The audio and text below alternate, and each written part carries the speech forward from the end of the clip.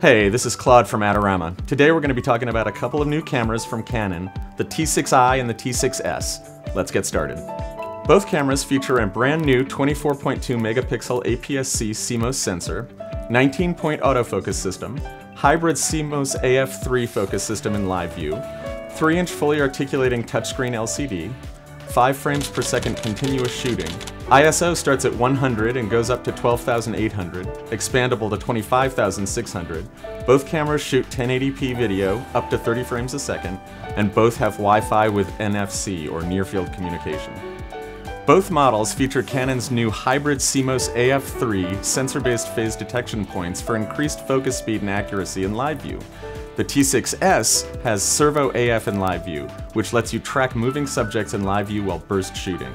The T6s also features an eye sensor for use with optical viewfinder, which shuts down your LCD, LCD information display on the top, and a quick control dial in the back. The T6s also features built-in HDR movie shooting and horizontal level guide.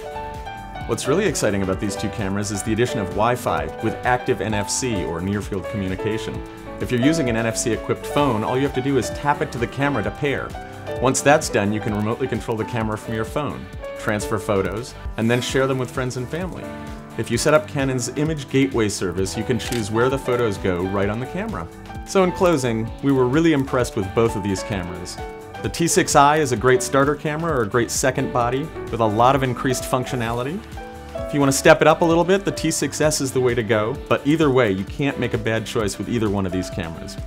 So thanks so much for joining me. Be sure to visit the Learning Center and subscribe to our YouTube channel for more great information. Thanks again.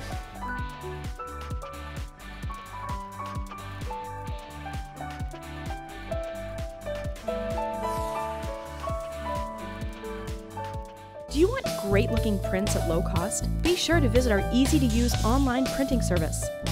Adorama Pix has professionals who treat your images with the utmost care that you can count on. For a quick turnaround on photos, cards, or albums, use AdoramaPix.com.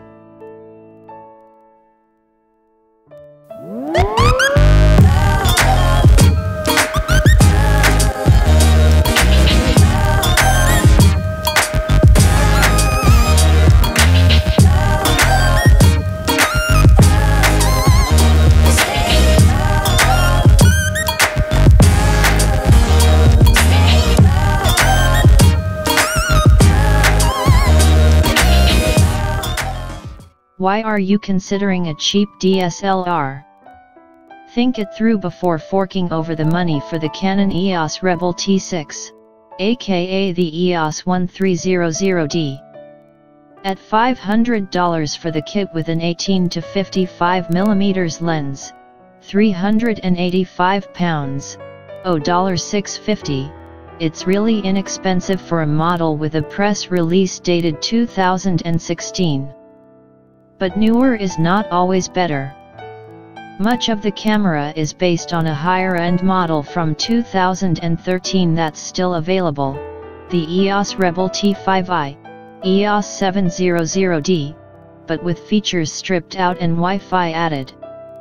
And that model was only a minor update over its predecessor from 2012, the T4i, EOS 650D.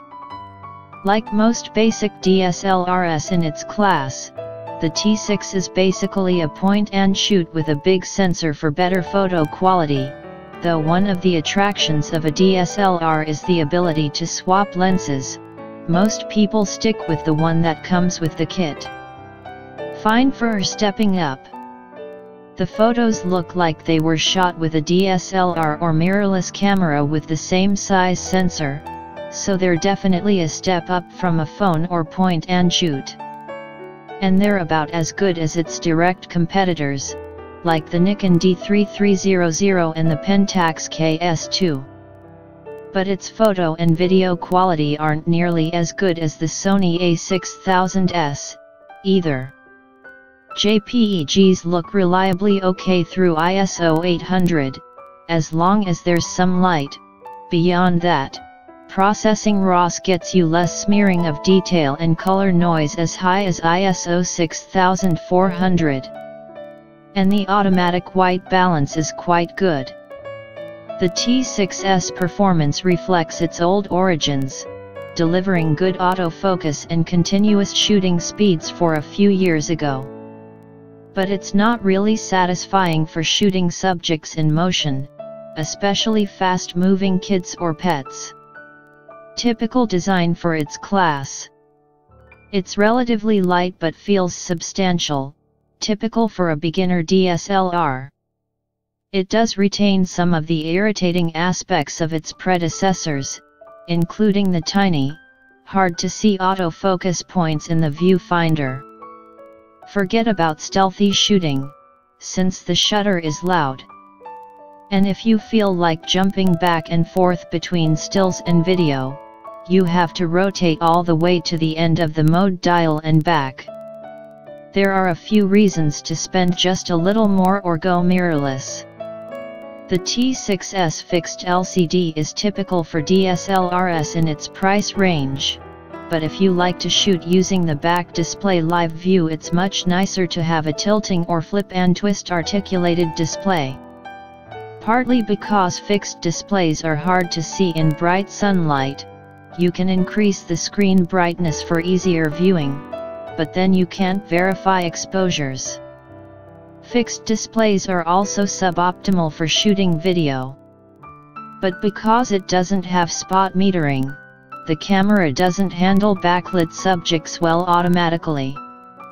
Conclusion: once you determine why you want it, you'll find that there are better, similarly priced options that you probably didn't consider because they don't seem as shiny. After all this, if you're going to buy it, wait until Canon starts offering deals on it. If the company holds true to form, the actual price will be closer to $450 by the end of the year.